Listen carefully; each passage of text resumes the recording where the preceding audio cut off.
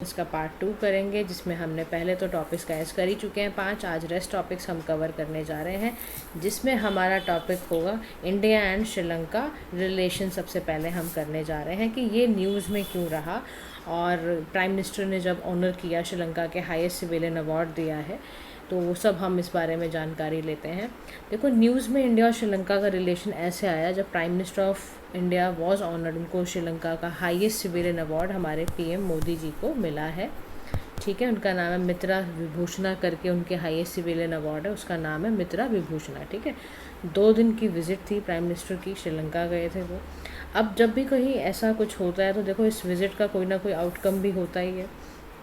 सबसे पहला जो आउटकम निकल कर आया, हमने बातचीत में रखा कि भाई हमारा डिफेंस कोऑपरेशन ज़रूरी है, तो इंडिया और श्रीलंका ने इसीलिए मेमोरेंडम ऑफ अंडरस्टैंडिंग को साइन किया है डिफेंस, ताकि हम आपस में कोऑपरेट करेंगे और जितनी भी स्ट्रक्चर्ड फ्रेमवर्क है उसको कंसोलिडेट करेंगे। इवन श्रीलंका के जो प्रेसिडेंट है उन्होंने रीअफर्म किया है कि हम इंडिया के टेरिटरी को, इंडिया की मतलब हम no use of its territory against India, हम अपनी टेरिटरी को इंडिया के अगेंस्ट बिल्कुल भी यूज़ नहीं करेंगे, और जो भी चाइना का प्रॉब्लम आता है या कोई भी कंसर्न आता है, रीजनल इन्फ्लुएंस आता है, उसमें भी हम इंडिया के साथ खड़े हैं। ठीक है, पहला आउटकम आया। सेकंड बात की गई एनर्जी कोलैबोरेशन को लेके कि जो इंडिया है, श्रीलंका है, यूएई, उन्होंने तीनों कंट्रीज़ ने बोला हम ना मिल के ना एक एनर्जी हब बनाएंगे श्रीलंका के त्रिनोकोमली जगह पर। ठीक है, उसके बाद डिजिटल ट्रांसफॉर्मेशन की बात आई, तो दोनों कंट्रीज़ ने खाया कि भाई साइन करने को बोला कि भाई हम कोई भी शेयरिंग सक्सेसफुल डिजिटल सॉल्यूशंस का ऐसा कुछ अगर मामला आता है तो हम उस पर भी साथ हैं। डिजिटल ट्रांसफॉर्मेशन हम दोनों कंट्रीज़ को भी चाहते हैं,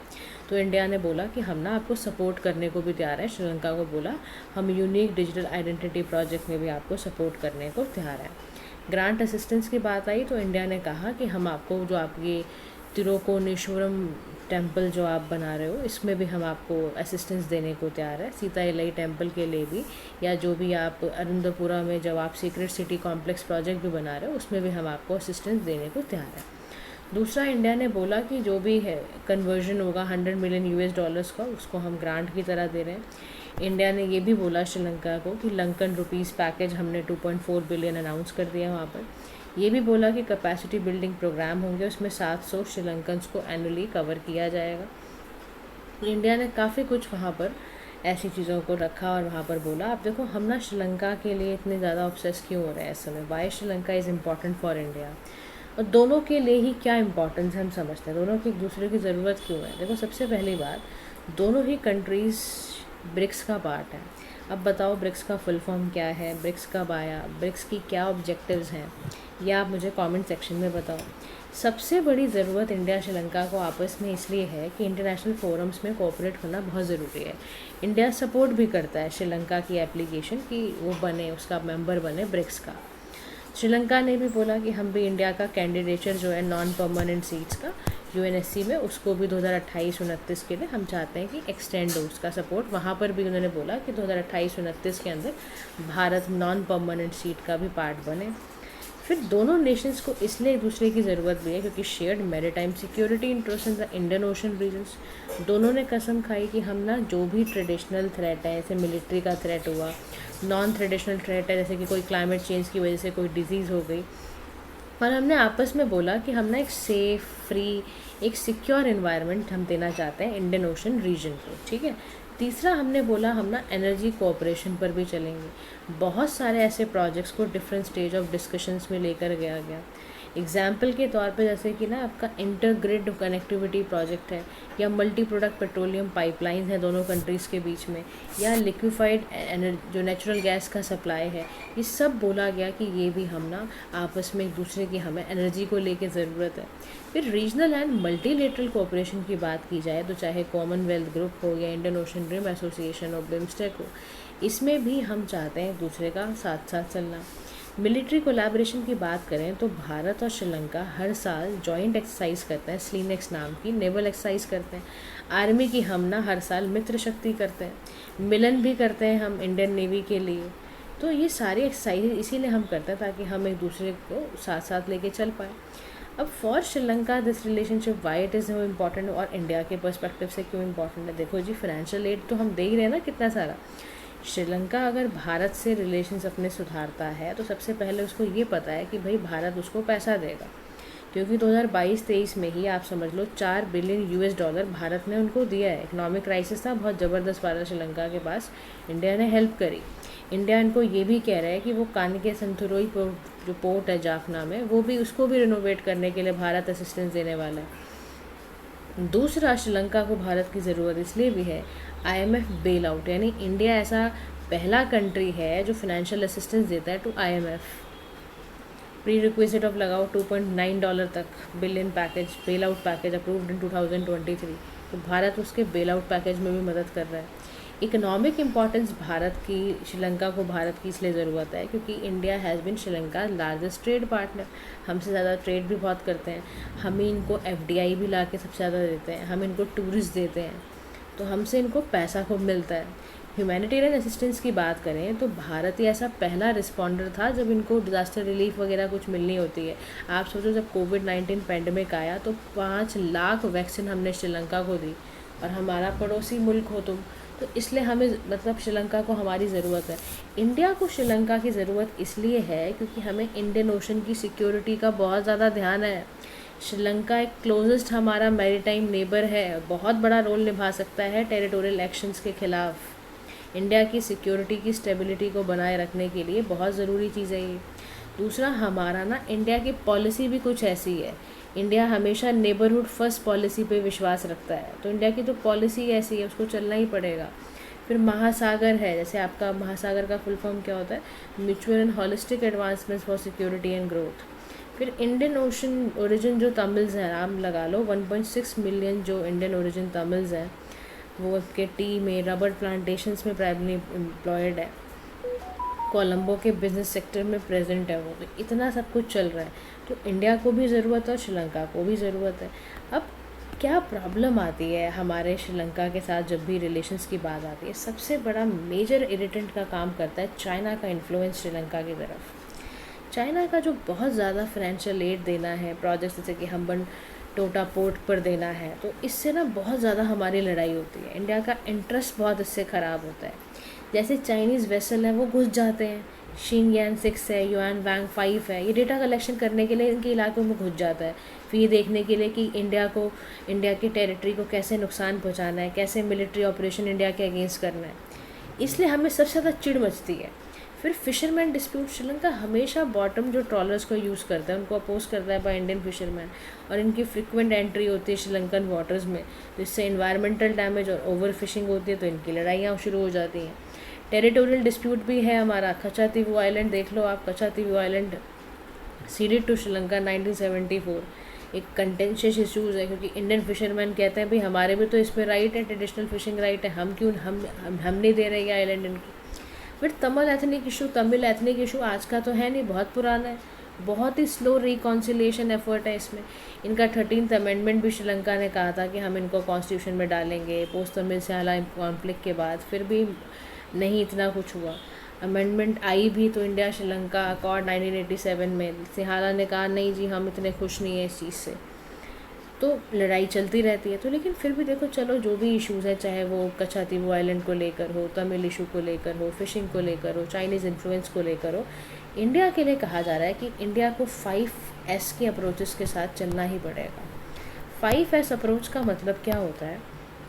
सम्मान, संवाद, सहयोग, शांति, समृद्धि। यानी कि हमें क्या चाहिए, हमें respect, dialogue, cooperation, peace and prosperity के साथ चलना ही पड़ेगा, तभी हम एक साथ चल पाएंगे। तो याद रखना, जब भी कोई बात हो ना रिलेशंस की, कैसे इतनी सारी प्रॉब्लम्स के बाद भी हम साथ चल सकते हैं, तो 5S अप्रोच को ज़रूर मेंशन करना है। दूसरा, कंस्ट्रक्टिव एंगेजमेंट होना चाहिए, यानी एक परमानेंट बायलैटरल इंस्टीट्यूशनल मैकेनिज़्म निकालना बहुत ज़रूरी है ताकि फिशरमैन का डिस्प्यूट ख़त्म हो और डेवलपमेंट हो। किसी भी तरीके से कोशिश करनी है कि श्रीलंका को बोलो कि भाई 13th अमेंडमेंट को किसी भी तरह से आप ना उसको कंप्लीट तरीके से लेकर आओ, ताकि ना ऐसा तमिल्स को ना लगे कि वो उस जगह के पार्टी नहीं है। आप समझ रहे हो? तो इनकी बहुत ज़्यादा ज़रूरी है कि 13th जो अमेंडमेंट है उसको किसी भी तरीके से लेकर आया जा सके। तो इस पर आपको बहुत ज़्यादा फोकस करने की ज़रूरत है। ये ध्यान रखना, जब भी इस चीज़ को लिखोगे तो आप ये ज़रूर लिखना कि क्योंकि आप बताना है, मतलब इसमें देखो अगर आप इसको थोड़ा सा और एलैबोरेट करके लिखोगे तो लिखना कि 13th अमेंडमेंट जो है कॉन्स्टिट्यूशन श्रीलंका में, वो 1987 में पास हुआ था। उसमें तो यही बात लिखी थी ना कि प्रोविंशियल काउंसिल जो श्रीलंका की वो क्रिएट की जाए, ताकि जो सिंहाला है या तमिल ऑफिशियल लैंग्वेज हो कंट्री में, और डिक्लेयर भी किया गया था ये, तो उसको इम्प्लीमेंट करना भी बहुत ज़रूरी है, ताकि किसी भी तरीके से ये प्रॉब्लम आगे को और ज़्यादा बढ़े ना। फिर soft power and cultural diplomacy का भी यूज़ करना बहुत ज़्यादा ज़रूरी है। उसके लिए चाहे आप बुद्धिस्ट सर्किट का रिलीजन टूरिज्म चला दो, चाहे रामायणाथ रेल चला दो, इंफ्रास्ट्रक्चर सपोर्ट कर लो, ये सब की ज़रूरत पड़ेगी तो वो भी करो आप। दूसरा, मल्टीलेटरल कोऑपरेशन के साथ चलने से बहुत सारी समस्याएं हल हो जाती हैं, चाहे वो बिम्स्टेक का इंस्टीट्यूशन हो, चाहे वो इंडियन ओशन रिम एसोसिएशन हो। एक ऐसी कॉमन पोजीशन को क्रिएट किया जा सके जहां रीजनल मैरीटाइम सिक्योरिटी हो पाए, क्लाइमेट चेंज से जूझती प्रॉब्लम्स को डिस्कस किया जा सके, क्योंकि जब बड़े बड़े ये मुद्दे होंगे उसमें भी हम अगर साथ चलेंगे उसका अपना ही एक फ़ायदा निकल कर आएगा। तो this is all about India Sri Lanka relations. Now move to the next relation, जिसमें हम पढ़ने जा रहे हैं इंडिया सऊदी अरबिया रिलेशंस के बारे में बात करने जा रहे हैं। रिसेंटली गाइस ये न्यूज़ में इसलिए रहा क्योंकि प्राइम मिनिस्टर सऊदी अरब गए थे हमारे। सऊदी अरब की लोकेशन देखा जाए तो देखो आपका रेड सी भी पास में पड़ रहा है, यमन है, कुवैत है, इराक पड़ता है, जॉर्डन है, यूएई है, बहरीन तो चलो बाहर की तरफ आ गया, ओमान है। ये सारे रीजन्स ध्यान रखना, और गल्फ़ ऑफ अकाबा भी यहीं पड़ती है। अब जब ये गए तो वहाँ से कुछ बातें भी हुई। तो बातें क्या हुई, क्या आउटकम्स निकल कर आए? तो पहला जो आउटकम निकल कर आया था स्ट्रेटेजिक पार्टनरशिप काउंसिल के बारे में। समझते हैं स्ट्रेटेजिक पार्टनरशिप काउंसिल में क्या बातचीत हुई। तो कह रहा है सेकंड ये इंडिया सऊदी अरेबिया का स्ट्रेटेजिक पार्टनरशिप काउंसिल है जो क्रिएट करा गया, जिसमें 2 न्यू मिनिस्ट्रल कमेटीज़ हैं, चाहे वो डिफेंस कोऑपरेशन को लेकर हो, टूरिज़्म को लेकर हो, कल्चरल कोऑपरेशन को लेकर हो। और ये 2019 में फॉर्म हुआ, और इंडिया ऐसी 4th कंट्री है यूके के बाद और फ्रांस और चाइना के बाद जिसने इस काउंसिल को फॉर्म किया है सऊदी अरबिया के साथ। दूसरा मामला यहाँ पर आया, high level task force on investment भी लगाई गई है, जिसका एम है कि $100 बिलियन इन्वेस्ट किए जाएं। कहाँ पर? एनर्जी सेक्टर में, टेक्नोलॉजी सेक्टर में, इंफ्रास्ट्रक्चर में। और दोनों साइड्स को बोला गया है कि आपस में कोलैबोरेट करो, रिफाइनरीज वगैरह इस्टेब्लिश करो, ये बोला गया है। मेमोरेंडम ऑफ अंडरस्टैंडिंग और एग्रीमेंट भी साइन करने को बोला गया है। स्पेस के लिए बोला गया है, एंटी डोपिंग एजुकेशन के लिए बोला गया। ये सारे एग्रीमेंट्स पे चर्चा चली जब prime minister Modi Saudi Arabia गए थे, चाहे वो कल्चरल कोऑपरेशन हो, इन्वेस्टमेंट की बात हो। तो देखो ये इन्वेस्टमेंट में तो फास्ट ट्रैक इन्वेस्टमेंट की बात आई गई है, ठीक है। अब हमारे आपसी रिलेशंस अच्छे होने क्यों ज़रूरी है? अभी हमने इंडिया श्रीलंका के बारे में पढ़ा, ऐसे ही हम जानेंगे इंडिया और सऊदी अरबिया को आपस में एक दूसरे की क्या ज़रूरत है, क्योंकि हम जानते हैं इंटरनेशनल रिलेशनशिप चलता ही इसी बात पर है कि आपकी ज़रूरत दूसरी कंट्री से क्या पड़ी है। For both countries, this relationship, this bilateral relations are very important because India और सऊदी का जो टाई है, उससे टाई अच्छे होने से इंडिया के मिडल ईस्ट पॉलिसी के शिफ्ट के बारे में पता चलता है। पास्ट में लिमिटेड था, तो खाली अभी देखो, अगर आप पुराने दिनों की यह बात याद रखो तो हम सऊदी को इसीलिए जानते थे कि भाई यहाँ से रेमिटेंस आ रहा है, कुछ रीजनल हमारा रिलीजियस डिप्लोमेसी है, उतना ही जानते थे। लेकिन अब मामला थोड़ा और इवॉल्व हो रहा है। इस नए इरा में हम इन्वेस्टमेंट की भी बात करना इनके साथ कर रहे हैं, स्ट्रैटेजिक डायलॉग्स भी हम कर रहे हैं, जॉइंट डिफेंस प्लेटफॉर्म पर भी हम साथ में दिख रहे हैं। तो इंडिया का जो सऊदी अरेबिया से एंगेजमेंट है वो आउटरीच नहीं है, रीअलाइनमेंट है रिलेशंस का। चाहे हमने उसकी वजह से हाइड्रोकार्बन एनर्जी पार्टनरशिप अपग्रेड की हो, कॉम्प्रिहेंसिव एनर्जी पार्टनरशिप की हो, ये सारे काम हम दोनों कंट्रीज़ आपस में कर रहे हैं। उसके बाद यहाँ ये कह रहा है स्ट्रेंथनिंग बायलैटरल रिलेशंस। कह रहा कैसे? कह रहा डिप्लोमेटिक रिलेशंस इंडिया और सऊदी अरबिया के 1947 में ही इस्टेब्लिश हो गए थे, और उसी की वजह से हमने देखा रियाद डिक्लेरेशन 2010 में आया, जिससे स्ट्रेटेजिक पार्टनरशिप हम बन गए। दूसरा फिर क्या हुआ, हमने बायलैटरल डिफेंस एंगेजमेंट किया, नेवल एक्सरसाइज करी, चाहे सदा तनसीक थे या अल मोहम्मद अल हिंदी थे, ये हमने डिफेंस एंगेजमेंट भी किए। फिर दोनों ही पार्टनर्स रीजनल मैरीटाइम सिक्योरिटी और ट्रेड कॉरिडोर का पार्ट है, चाहे वो इंडियन ओशन नेवल सिम्पोजियम हो, चाहे कंबाइंड मैरीटाइम फोर्सेस हो, इन सभी का हम पार्ट है। और Saudi Arabia is a guardian of Islam two holy site. Al Haram mosque भी यहीं पर है मक्का में, प्रॉफिट मॉस्क मदीना में है, सेंट्रल पिलर है ये मुस्लिम वर्ल्ड का, बहुत ज़रूरी है हमारे लिए सऊदी अरबिया।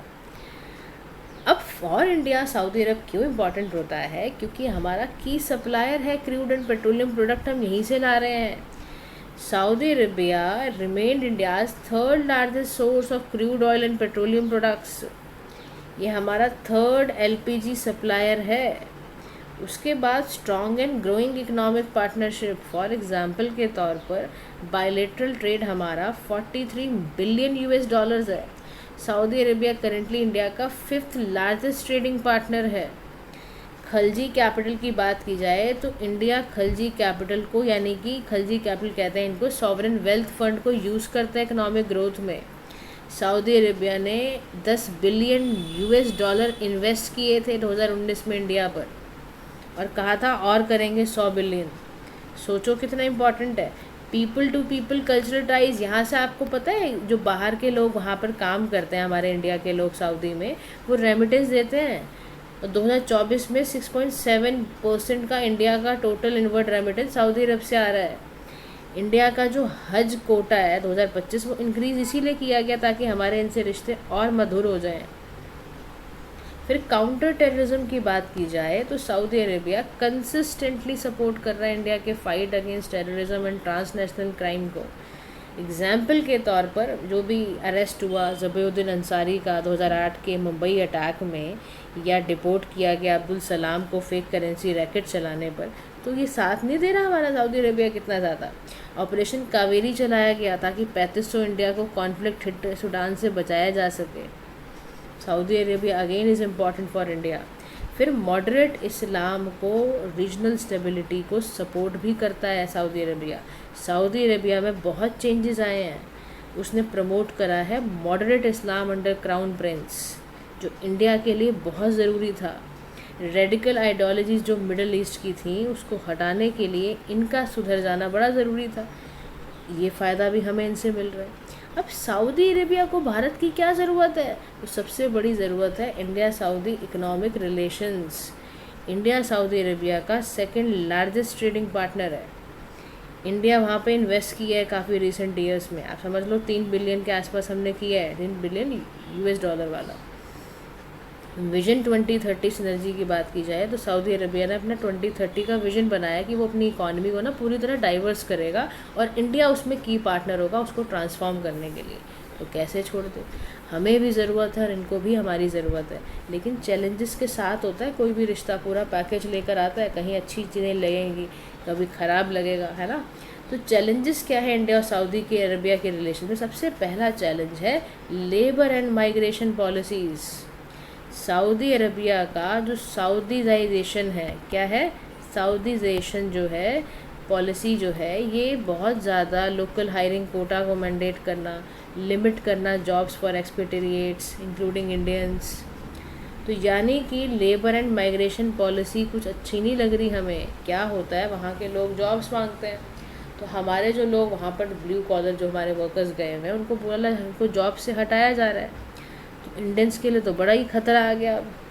तो जो वहाँ पर लोकल चीज़ों को प्रमोट किया जा रहा है, ये हमें चुभ रही है बात, ये हमें अच्छी नहीं लग रही है। तो सबसे बड़ा क्राइसिस ये वाला आ गया। उसके बाद ट्रेड का इम्बैलेंस है। कैसे है ट्रेड का इम्बैलेंस? इंडिया का ट्रेड डेफिसिट है सऊदी अरेबिया के साथ, 31.3 बिलियन का हमारा इनके साथ ट्रेड डेफिसिट चल रहा है। यानी हम इनसे इंपोर्ट बहुत ज़्यादा करते हैं और एक्सपोर्ट कम करते हैं। आ गया क्राइसिस। फिर स्ट्रेटेजिक प्रोजेक्ट हम जो भी बोलते हैं हम डिले कर देते हैं। आप सोचो 50 बिलियन यूएस डॉलर का वेस्ट कोस्ट रिफाइनरी का प्रोजेक्ट प्रपोज हुआ और ये जॉइंट वेंचर था सऊदी अरेबिया का। इसमें लैंड एक्विजिशन चैलेंज आ गया, एनवायरमेंटल क्लियरेंस महाराष्ट्र में नहीं मिली। इनको तो बड़ा गुस्सा आया कि यार फ़ायदा क्या है भारत में काम करने का। फिर stalled free FTA negotiations, efforts to finalise a free trade agreement between India and Gulf corporations के लिए सऊदी एक की मेंबर है। हैज़ बिन ऑनगोइंग सिंस, लेकिन इनका क्राइसिस क्या चल रहा है कि ये फ्री ट्रेड एग्रीमेंट नेगोशिएशन करने को तैयार नहीं है। ये पंगा है। फिर हमारे साथ जीसीसी मेंबर हमसे नाराज़ हो जाते हैं। जीसीसी में कौन मेंबर्स हैं, कब आया गल्फ कोऑपरेशन काउंसिल, कमेंट करो, चेक करो कितना पढ़ते भी हो आप लोग या कुछ बस ऐसे ही वीडियो को बस सुन के चले जाते हो।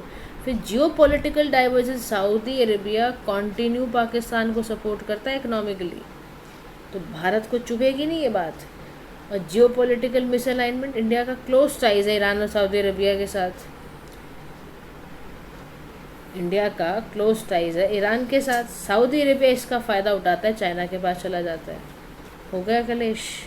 सऊदी में आपका सुन्नी मुस्लिम रहता है, ईरान में शिया मुस्लिम रहता है, इनकी कभी आपस में पटती नहीं है। अब यहाँ भी क्राइसिस, तो पैकेज है। तो कंक्लूडिंग लाइन में लेकिन कहता है कि लास्ट डिकेड में जो भी हमारी इंगेजमेंट रही उससे ये तो समझ में आ रहा है कि ग्रोइंग तो हैं हम। अनकन्वेंशनल चाहे एरियाज़ हैं, डिफेंस है, सिक्योरिटी है, फूड एंड सिक्योरिटी है, और इन्वायरमेंट है, कल्चरल एक्सचेंज है, तो कह रहे जहाँ पर हम कर सकते हैं वहाँ अच्छा कर लेते हैं। रीअफर्म करें ट्रेडिशनल सेक्टर्स को, स्ट्रेंथन करें अपने स्ट्रेटेजिक पार्टनरशिप्स को, वहाँ अच्छा कर लें।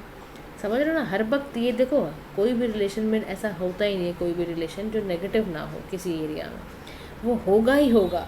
लेकिन ऐसा थोड़ा है कि उस चक्कर में आप जीना ही छोड़ दोगे या उसके साथ कम्युनिकेशन ही बंद कर दोगे। आपको फिर पॉजिटिव चीज़ों को पकड़ के चलना पड़ेगा, तभी आप एक बायलैटरल रिलेशनशिप्स को कवर कर पाओगे। ऐसे ही कंट्रीज़ भी करती हैं।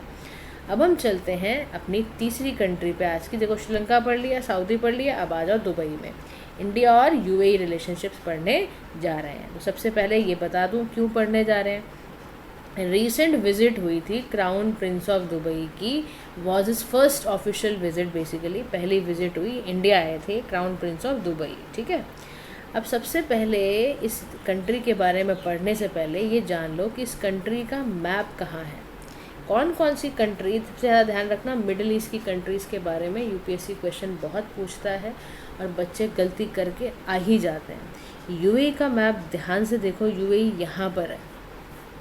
ठीक है, यूएई दिख गया आपको, समझ में आ गया, रेड रेड कलर का निशान बना होगा। इसको कौन कौन सी कंट्री बॉर्डर कर रही हैं वो ध्यान रखना। सऊदी अरेबिया है कि नहीं है, ठीक है, वो है। इसके अलावा ओमान आपको दिखेगा, है ना, सऊदी अरेबिया दिखेगा, ओमान दिखेगा आपको।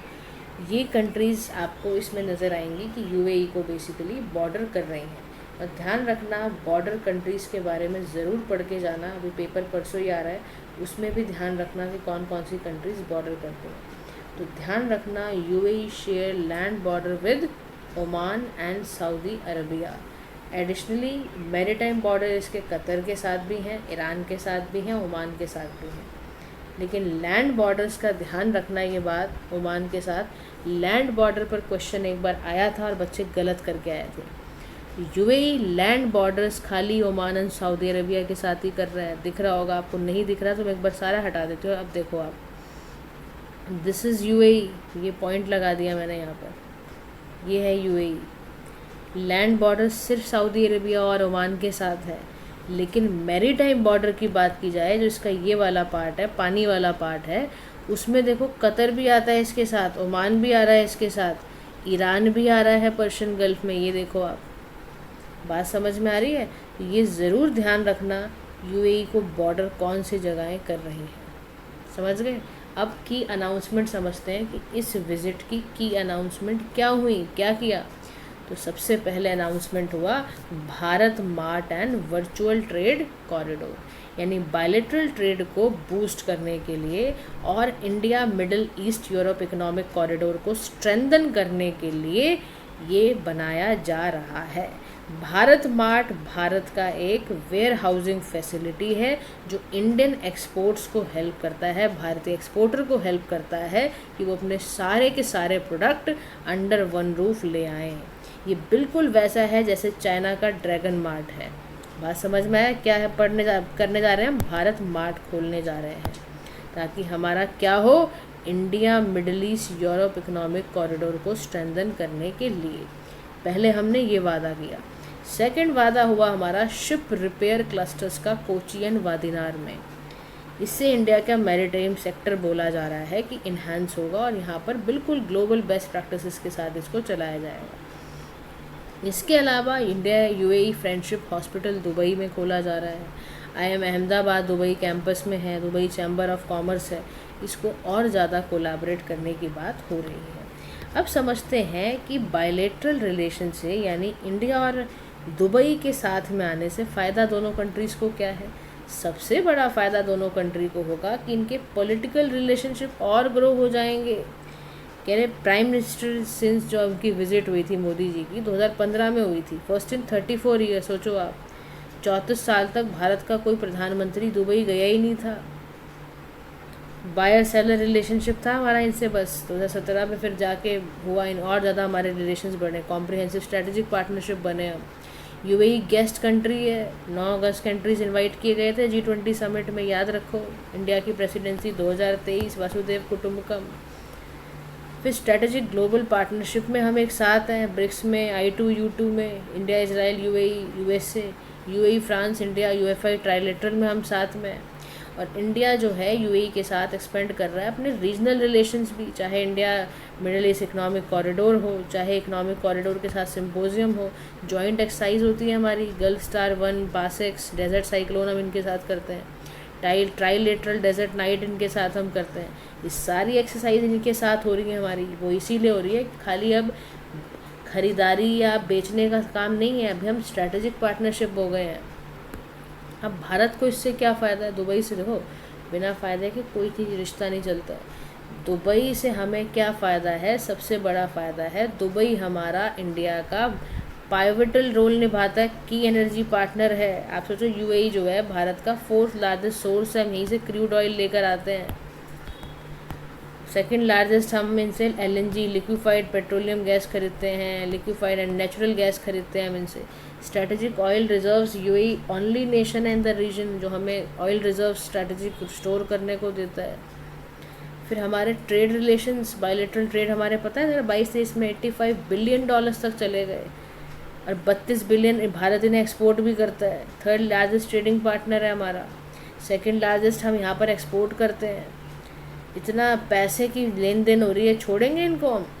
फिर deepening economic integration and investment की बात, यूएई ओनली कंट्री है जिसमें भारत ट्रेड भी करता है, सीपा भी है, इन्वेस्टमेंट एग्रीमेंट भी है, कॉम्प्रिहेंसिव इकोनॉमिक पार्टनरशिप टारगेट्स भी हैं हमारे। यूएई 7th लार्जेस्ट है total FDI received in India, FDI भी दे रहा है, छोड़ना नहीं चाहिए इनको। फिर पीपल टू पीपल टाइज की बात की जाए, आप सोचो हमारा लार्जेस्ट एथनिक ग्रुप यानी 3.5 मिलियन लोग हमारे भारत वहाँ रह रहे हैं, रेमिटेंस कितना आ रहा है।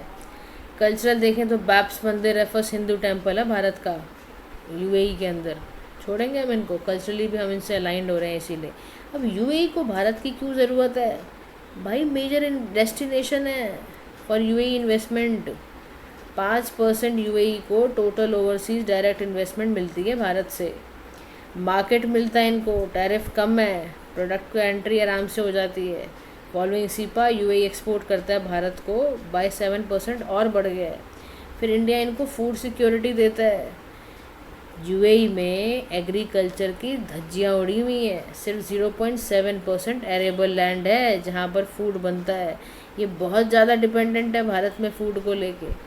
प्लेटफॉर्म लाइक एग्रीओता जो है इसने भारत के फार्मर्स को डायरेक्टली यूएई की मार्केट से डायरेक्ट कनेक्ट किया हुआ है। तो आप सोचो कितना ज़रूरी काम है ये। अब यहाँ पर हम देखते हैं कि चैलेंजेस क्या हैं, और उससे पहले हम देखें कि इंडिया यूएई जो है cooperation in new and emerging areas में कहाँ कहाँ कर रहा है। तो चाहे वो करेंसी पैक्ट हो, चाहे वो डिजिटल पेमेंट्स हो, चाहे फूड सिक्योरिटी कॉरिडोर हो, सिविल न्यूक्लियर कोऑपरेशन हो, इन सभी एरियाज़ में भारत और दुबई जो है आपस में काम कर रहे हैं। ठीक है, तो समझ गए आप कितना इम्पोर्टेंट है। लेकिन कोई भी रिलेशन बिना चैलेंज किया है ऐसा कभी नहीं होता। तो challenges in India UAE relationship हम समझते हैं। सबसे बड़ा चैलेंज है माइग्रेशन एंड लेबर इश्यूज़ की हम बात करने जा रहे हैं। यूएई का जो कफाला सिस्टम है ना वो बड़ा ही क्रिटिसाइज़ हुआ, क्योंकि वो लेबर एब्यूज़, फोर्स लेबर करवाता है। कफाला सिस्टम है क्या, स्पॉन्सरशिप बेस्ड लेबर सिस्टम है गल्फ़ कंट्रीज़ का, जहाँ एम्प्लॉयर्स पूरी तरह से फॉरेन वर्कर को ऐसे जकड़ लेता है कि अब तो निकल नहीं सकता, उसका वीज़ा, उसकी एम्प्लॉयमेंट कंडीशन सारी उसके हाथ में होती है। अब आप सोचो, आप वहाँ काम करने जा रहे हो या अपनी फ्रीडम को ख़त्म करने जा रहे हो। ऐसा लगेगा ना आपको कि नहीं लगेगा। कफाला सिस्टम बिल्कुल ऐसा ही है, एक एक्सप्लॉयटेशन सिस्टम है एक तरह से। फिर ट्रेड इम्बैलेंस, भारत का इनसे भी, सऊदी के साथ हमने पढ़ा ट्रेड डेफिसिट है, दुबई के साथ भी हमारा रहता है ट्रेड डेफिसिट। 16.78 बिलियन डॉलर्स का हमारा ट्रेड डेफिसिट चलता रहता है। फिर energy pricing and OPEC disagreement, यानी as an OPEC member UAE support करता है पॉलिसी जो इंडिया के साथ अलाइन नहीं करती as a major oil importer. फिर एयर सर्विसेज अग्रीमेंट डिस्प्यूट, यानी यूएई चाहता है अपने फ़्लाइट्स को, डेस्टिनेशंस को बढ़ाना, बट इंडिया के पास डोमेस्टिक एयरलाइंस का एक्सपेंशन बहुत कम है। फिर रीजनल क्राइसिस है, गाजा में कभी वॉर हो रही है, कभी हाउती का अटैक्स रेड सी में हो रहा है, तो बहुत दिक्कत होती है। रेड सी में अगर गड़बड़ हुई, समझो बड़ा ही गड़बड़ हो जाता है मामला, फिर तो बड़ा मुश्किल हो जाता है। India middle east economic corridor कैसे करोगे आप। फिर इंडिया ईरान, यूएई चाइना, जैसे जैसे सऊदी में दिक्कत आई ना, वैसे ही हमें दुबई के साथ भी है। इंडिया जैसे ही अपने स्ट्रैटेजिक रिलेशनशिप ईरान के साथ बढ़ाता है, रीजनल सिक्योरिटी को लेके, एनर्जी इंटरेस्ट के लेके, बस यूएई के तो बस दिल में दर्द उठता है और उस दर्द के कारण वो चाइना के पास चला जाता है। तो इंडिया यूएई रिलेशनशिप बहुत इवॉल्व हुए, हम सभी जानते हैं। खाली खरीदारी बेचने का मामला नहीं रहा, हम स्ट्रैटेजिक पार्टनरशिप हैं। इसलिए कह रहा है जियोपॉलिटिकल बैलेंसिंग और एनर्जी डिबेट्स और लेबर कंसर्न्स को हमें बड़े ही केयरफुल तरीके से नेविगेट करना पड़ेगा, तब जाके कहीं हम कुछ कर पाएंगे। नेक्स्ट हमारा टॉपिक आता है आज का 6th बिम्स्टेक समिट हुई, उसके बारे में हम पढ़ने जा रहे हैं। कहाँ हुई? थाईलैंड के अंदर बैंकॉक में हुई है। फुल फॉर्म क्या है इसका? Bay of Bengal initiative for multi sectoral technical and economic cooperation है ये। इसकी थीम इस बार की क्या थी? Prosperous, resilient and open. ठीक है। Major India led initiative launch हुआ बिम्स्टेक समिट में। बिम्स्टेक सेंटर ऑफ एक्सीलेंस की यहाँ बात आती है, तो to be set up in India on disaster management या सस्टेनेबल मैरीटाइम ट्रांसपोर्ट या ट्रेडिशनल मेडिसिन में या रिसर्च एंड ट्रेनिंग एग्रीकल्चर में, ये एक मामला हुआ। बोधी का मतलब है BIMSTEC for organise development of human resource infrastructure, यानी फॉर स्किलिंग द यूथ। अगर हम चाहते हैं ना यूथ को स्किल करना थ्रू ट्रेनिंग या scholarship of professional student researchers, एक तो वो काम करना है, यूथ को स्किल करने का काम करने की बात उठी। दूसरा ध्यान गया इंडिया का to conduct a pilot study, ताकि डिजिटल पब्लिक इंफ्रास्ट्रक्चर पे भी ध्यान दिया जाए और पीपल टू पीपल लिंक किया जाए। भारत देखो पहला बिम्स्टेक गेम्स अभी 2027 में कराने जा रहा है, चाहे हम ट्रेडिशनल म्यूज़िक फेस्टिवल हो वो भी हम होस्ट करेंगे। तो BIMSTEC basically chamber of commerce के तहत ये आया है, बेसिकली यहाँ पर ध्यान दें अगर हम। और उसके साथ ही साथ यहाँ क्या बोल रहा है कि जैसे ही ये सारे ना बिजनेस समिट्स ये सब कुछ करने को तैयार है, इंडियन ओशन रिम्स के साथ, ड्रग्स के साथ, मतलब देखो ये प्लेटफॉर्म बनाए ही गए, इसीलिए गया है ताकि ना ज़्यादा से ज़्यादा रीजनल इश्यूज़ को दूर किया जाए। अब मेंबर्स कौन है बिम्स्टेक के जी, आओ समझ लेते हैं। भारत तो है ही, नेपाल है, भूटान है, म्यांमार है, बांग्लादेश है, थाईलैंड है, श्रीलंका है, ये सारे मेंबर्स हैं बिम्स्टेक के। रीजनल ऑर्गेनाइजेशन है, 1997 में आई थी और बैंकॉक डिक्लेरेशन इन्होंने साइन किया था जब ओरिजिनली बनी थी। 4 ही मेंबर्स थे, बिम्स्टेक था ये पहले, Bangladesh, India, Sri Lanka, Thailand. Secretariat इसका ढाका बांग्लादेश में। इसके मेंबर स्टेट 7 हैं। कितने हैं? 7 हैं। ये देख लिया आपने।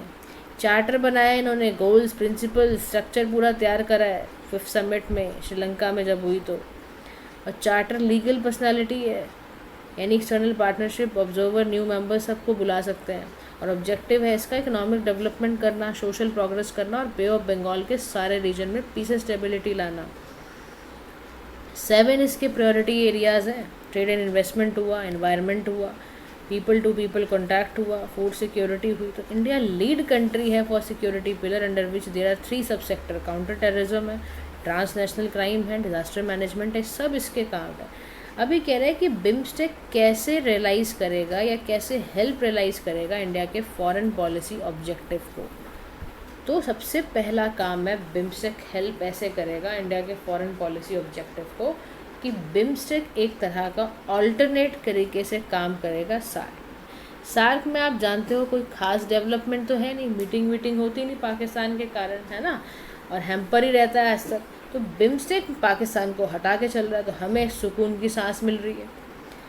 चाइना भी नहीं है इसमें, तो मज़े की बात है हमारे लिए, तो हम बड़े आराम से वहाँ पर काम कर सकते हैं, है ना। उसके बाद aligned with India's foreign policy, हमारा वैसे ही बिम्स्टेक से इसलिए ज़्यादा हम क्लोज हुए क्योंकि एक्ट ईस्ट पॉलिसी भी है, नेबरहुड फर्स्ट पॉलिसी भी है, और क्वाड कंट्रीज़ तो वैसे ही चाहती हैं कि इंडो पैसिफिक रीजन्स को और सपोर्ट मिले। फिर स्ट्रेटेजिक ब्रिज है साउथ एशिया और साउथ ईस्ट एशिया में इंडिया आसियान कंट्रीज़ के साथ रिलेशनशिप और अच्छे हों, तो बिम्स्टेक एक बहुत अच्छा तरीका होगा।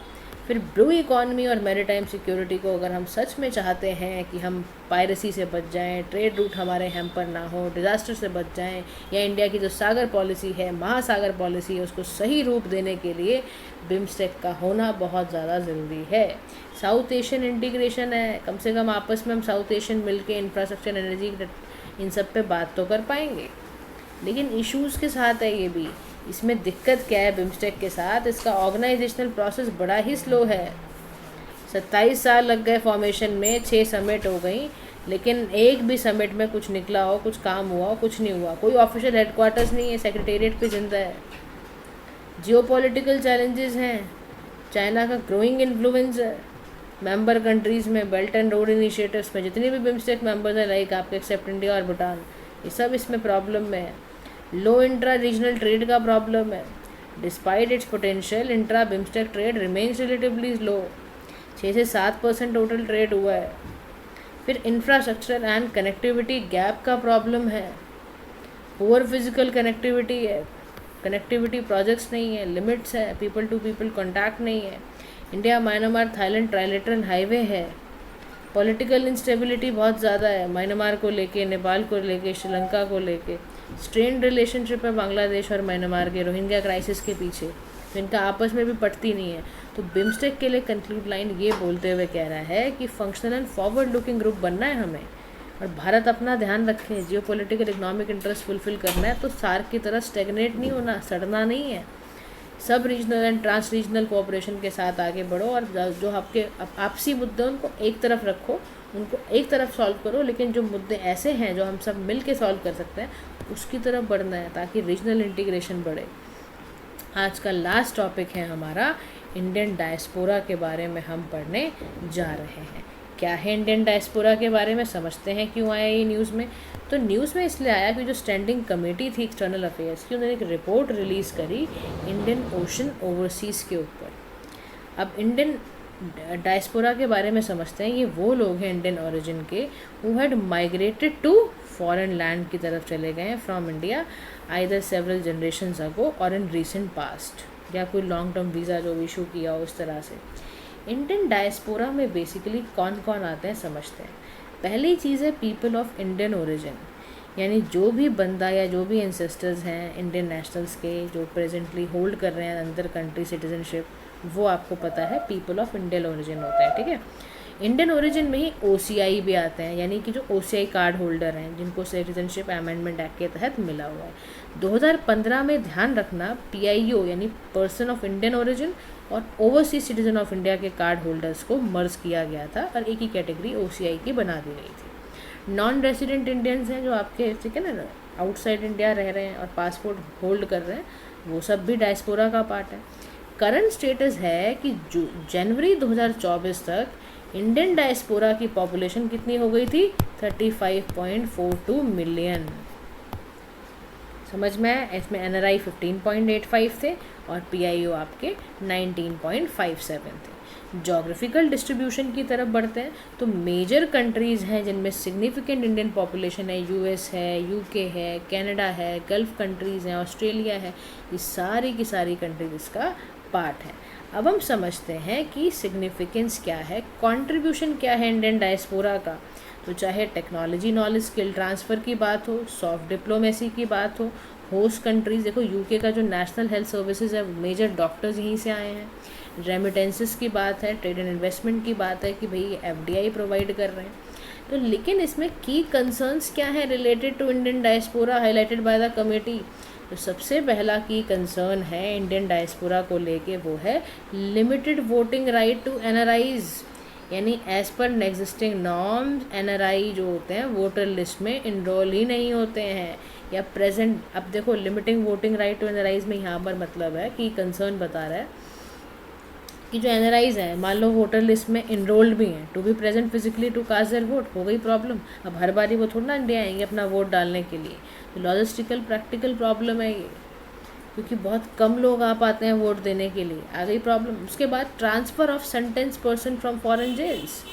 कमेटी ने ये भी देखा कि despite having bilateral and multilateral agreement 8 Indian prisoners को ट्रांसफ़र किया गया है from foreign country to India in last 3 years, जो कि बहुत ही कम नंबर है। फिर प्रोफेशनल बेचारे ट्रैप हो जाते हैं जॉब रैकेट्स में। बहुत सारे ऐसी जो फेक रिक्रूटमेंट जॉब ऑफर्स आते हैं सोशल मीडिया चैनल द्वारा, साउथ एशियन कंट्रीज़ द्वारा, वो बॉन्डेड लेबरर्स और साइबर क्राइम कराने भेज देती हैं, उनके लिए और ख़तरा।